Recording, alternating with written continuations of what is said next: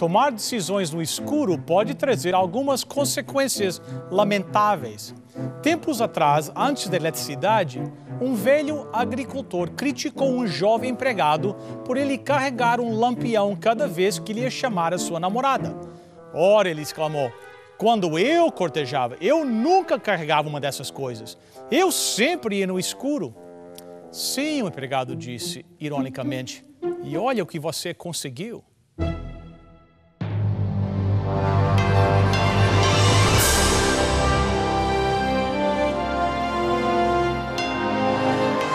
Venceu a prova do tempo. O livro de Deus, a Bíblia. Ainda relevante neste mundo complexo. Está escrito Canadá, partilhando mensagens de esperança ao redor do mundo.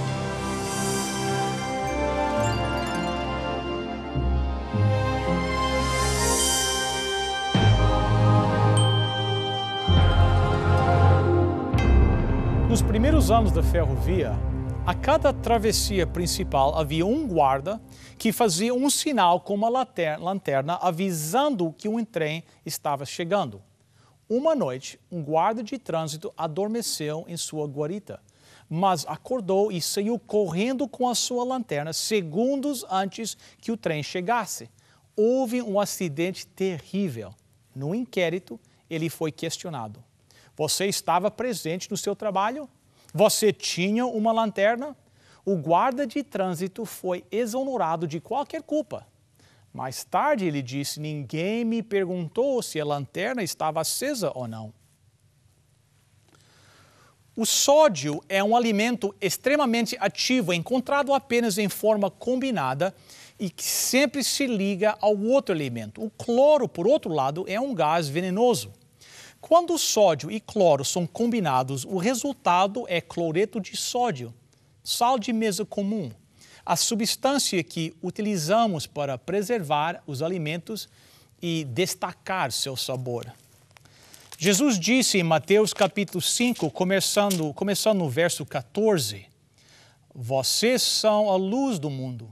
Não se pode esconder uma cidade construída sobre um monte. Também ninguém acende uma candeia e a coloca debaixo de uma vasilha.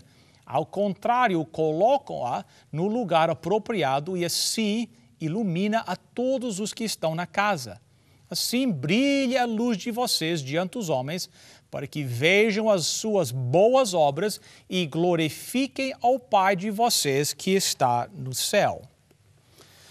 Não é fácil escutar alguém nos dizer o que deveríamos ser neste mundo. Estamos cansados de ouvir quais devem ser os propósitos da nossa vida. Tem sempre alguém nos dando a descrição de como nossa vida deveria ser. Quando crianças, somos ensinados a sermos pequenos damas e cavalheiros. Quando adultos, a cultura em que vivemos nos ensina a trabalhar duro, porque só os mais fortes sobrevivem. Nos ensina a pegar tudo o que pudermos, porque felicidade consiste em ilimitada aquisição material. Nos ensina a consumir, pois o consumo é bom. Nos ensina a nos tornar ricos, pois propriedades, poder e riquezas são mais importantes que pessoas. Nos ensina a ser progressivos, porque o progresso é totalmente bom. E agora temos as palavras de Jesus acrescentando mais uma definição à lista, a lista de o que devemos fazer e quem devemos ser. Meus seguidores, disse Jesus, devem ser como sal e luz. Todos sabem o propósito e função do sal e da luz. O propósito diário do sal é preservar, temperar e purificar. Jesus estava dizendo que seus seguidores deveriam preservar seus ensinamentos, temperar com amor a vida dos outros e purificar aqueles que se tornam amargos. Isso é o que os seguidores de Jesus são. São pessoas que têm uma qualidade de sal que se soma à vida dos outros. Eles funcionam de uma maneira que aumenta e enriquece o sabor da vida. O propósito do discípulo é definido por aquilo que ele ou ela faz, assim como o propósito do sal é definido por aquilo que ele proporciona. Mas Jesus disse há um perigo. Nós, como discípulos, podemos tornar-nos como o sal que perdeu o seu sabor. O sal pode perder o seu sabor e quando isso acontece, não é bom para nada, senão para ser lançado fora e pisado pelos homens. Mas Jesus também disse que você é a luz do mundo. Todos sabem o propósito da luz. A luz expulsa a escuridão, permite que outros vejam e torna as coisas visíveis. A pior coisa que podemos fazer com a luz é escondê-la. Se oculta, a luz não pode sobrepor as sombras, nem pode permitir que os outros enxerguem. É fácil dizer que alguém deve ser como o sal e a luz no modo geral.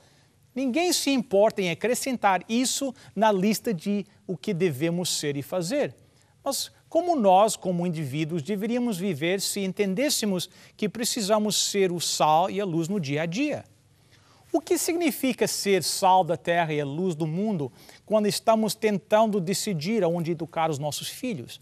O que significa ser o sal da terra e a luz do mundo quando tentamos decidir quanto dar ou quanto guardar? Ou como conseguir tempo para os nossos adolescentes? Como nos preparar para um grande jantar, limpar a casa e colocar as crianças onde eles precisam estar? O que significa ser o sal da terra e a luz do mundo quando estamos na presença de uma pessoa que conta uma piada étnica? Devemos rir, dar as costas ou não dizer nada?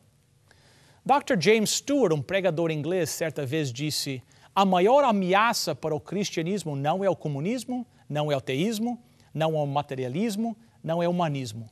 A maior ameaça ao cristianismo são os cristãos que tentam entrar no céu incógnito, sem nunca compartilhar sua fé, sem nunca viver a vida cristã, sem nunca se envolver no mais significativo trabalho que Deus está fazendo no planeta Terra.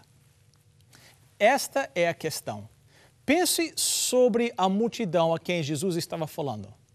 Não foi uma reunião das Nações Unidas, não foi o parlamento ou mesmo uma assembleia na Câmara Municipal. Era uma multidão em uma encosta em um pequeno espaço de terra chamada Palestina. Era um grupo de pessoas comuns vivendo uma vida comum.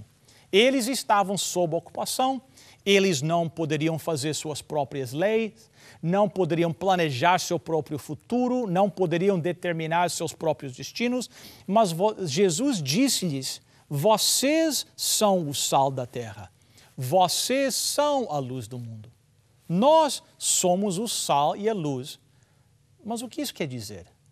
Por que Jesus insistia que precisávamos espalhar o sal e acender a luz? Como faríamos isso? A pior coisa que um cristão pode perder não é a sua riqueza, nem o seu trabalho, nem a sua saúde, nem a sua família, nem mesmo a sua vida. A pior coisa que um cristão pode perder é o seu testemunho. Quando o seu sal perde o sabor, ele perde a sua utilidade.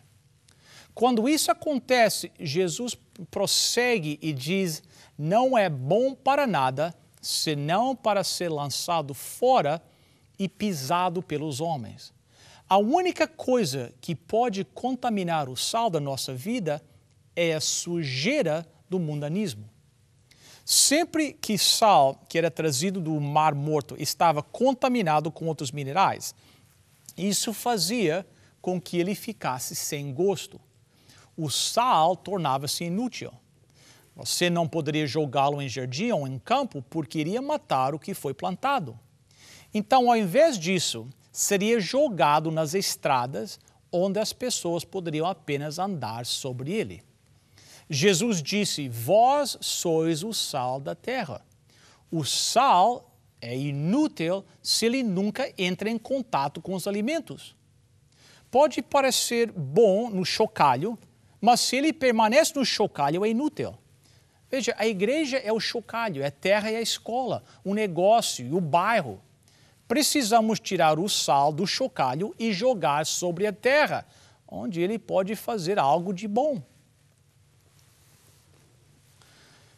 Eu ouvi acerca de um homem que entrou em uma pequena mercearia e disse: você vende sal? O homem disse: vendemos sal? Basta olhar. O homem mostrou ao cliente uma parede inteira de prateleiras abastecidas não apenas com sal, sal morton, sal iodado, sal kosher, sal marinho, sal grosso, alho com sal, sal de tempero, sais de Epsom, todo tipo de sal que se possa imaginar. O cliente ficou maravilhado. Você pensa que é só isso? Vem até aqui. Levou o cliente até uma sala cheia de prateleiras, caixas e barris de sal. O cliente diz, é impressionante. O homem diz, você não viu nada ainda? Ele levou o cliente até um porão enorme, 5 vezes maior que a sala anterior. Ela estava cheia de a parede do chão ao teto, com todas as formas e tamanhos imagináveis de sal, tudo que você possa imaginar. O homem olhou para ele e disse, você realmente vende sal. O dono da loja disse, não, esse é o problema. Nós não vendemos sal, mas aquele vendedor de sal que vem a cada semana, aquele sabe vender sal. Aqui está o ponto. Sal que fica na prateleira não faz bem a ninguém. É preciso estar fora e ser diferente. Jesus continua a dizer, vós sois a luz do mundo. Agora, qual é a diferença entre sal e a luz?